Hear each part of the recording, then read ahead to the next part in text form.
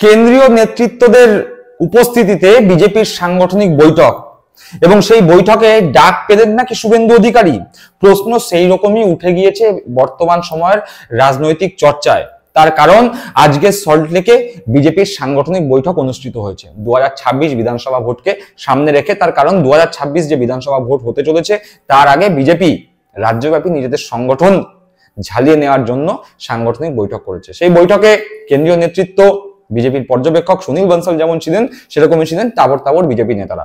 সেই বৈঠকে বিজেপির সমস্ত জনপ্রতিনিধি অর্থাৎ বিধায়ক থেকে শুরু করে সাংসদ সবাই উপস্থিত ছিলেন বিজেপির রাজ্য সভাপতি সুকান্ত মজুমদার। কিন্তু সেই বৈঠকে শুভেন্দু অধিকারী যাননি, শুভেন্দু অধিকারী অনুপস্থিত ছিলেন।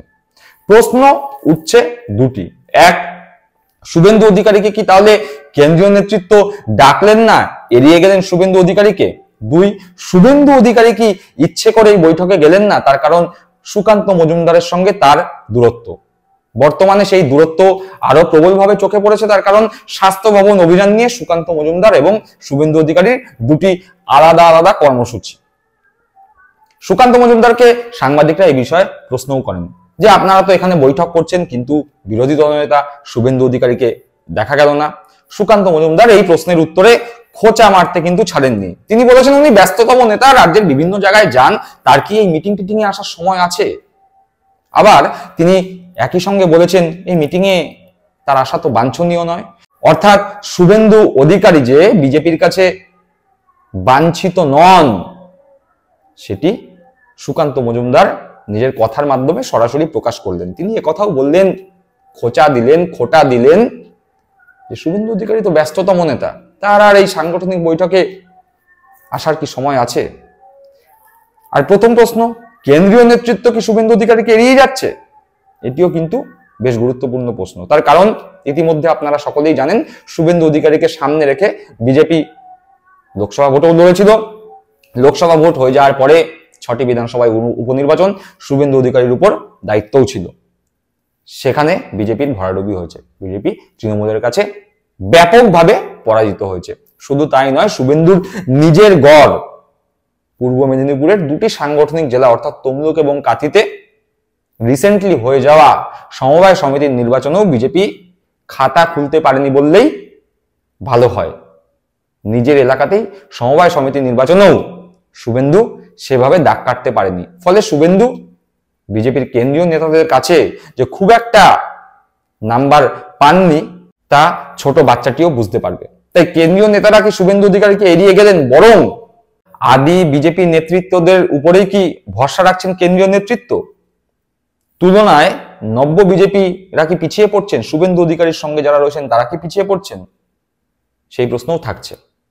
একবার চলুন শুনি সুকান্ত মজুমদার ঠিক কি বলে খোঁটা দিয়েছেন, কি বলে কটাক্ষ করেছেন সেটি। বিরোধী দলনেতার সাংগঠনিক বৈঠকে থাকা বাঞ্ছনীয় নয়, উনি ব্যস্ততম নেতা। প্রথমে শুনে একবার সুকান্ত মজুমদার ঠিক কি বলেছেন আজকে, যা নিয়ে একটা বিতর্ক তৈরি হয়েছে। সাংগঠনিক বৈঠকে তো বিরোধী দলনেতার ডাক থাকে না সবসময়, তার যোগ্য তাকে নিয়ে আমরা আলাদা করে বসি সেই জন্য। না না, সেটা এখন নয়, আগেও নিয়ে আসতেন না। সাংগঠনিক বৈঠকে উনি কমফর্ট ফিল করেন না, কারণ আমাদের যে সাংগঠনিক প্রক্রিয়া সেটা অনেকটা লম্বা চলে, ওনার বিভিন্ন প্রোগ্রাম থাকে। উনি ব্যস্ততম নেতা পশ্চিমবঙ্গের অন্যতম, তো স্বাভাবিকভাবে তাকে বিভিন্ন জায়গায় ঘুরতে হয়, উনি সময় পাবেন কোথায়? শুনলাম সুকান্ত মজুমদারের বক্তব্য। সুকান্ত মজুমদারের বক্তব্য নিয়ে তো যা বলার এতক্ষণ বলেছি, কিন্তু আরো একটি বিষয় যা অত্যন্ত গুরুত্বপূর্ণ। এই বৈঠকে শুধুমাত্র শুভেন্দু অধিকারী অনুপস্থিত ছিলেন, বাদবাকি বিজেপির বর্তমানে যারা সাংসদ পশ্চিমবঙ্গ থেকে নির্বাচিত হয়েছেন তারা ছিলেন পশ্চিমবঙ্গ বিধানসভার শুভেন্দু অধিকারী বাদ দিয়ে সমস্ত বিধায়ক। কিছুদিন আগে পর্যন্ত জানা যাচ্ছিল যে বিজেপির বিধায়কদের মধ্যে অন্তত 40 থেকে 50% বিধায়ক শুভেন্দু ঘনিষ্ঠ, বাদবাকিরা শুভেন্দু বিরোধী। এখন দেখা যাচ্ছে যে শুভেন্দুর সঙ্গে বিজেপির উচ্চ নেতৃত্বর বা রাজ্য বিজেপির সংগঠনের যিনি প্রধান এই মুহূর্তে অর্থাৎ সুকান্ত মজুমদারের যে বিরোধ, সেই বিরোধের মধ্যে যেই সমস্ত বিধায়করা শুভেন্দুর সঙ্গে ছিলেন তারাও হয়তো ধীরে ধীরে শুভেন্দুর সঙ্গে দূরত্ব তৈরি করার চেষ্টা করছেন। তার কারণ তারা জানেন শুভেন্দু অধিকারী যেই নৌকায় উঠেছেন সেই নৌকা ডুবন্ত অবস্থাতে ভবিষ্যতে যাবেই। শুভেন্দু সুকান্তর এই যে লড়াই, তা বিভিন্ন কর্মসূচির মাধ্যমে তো প্রকাশ পাচ্ছিলই।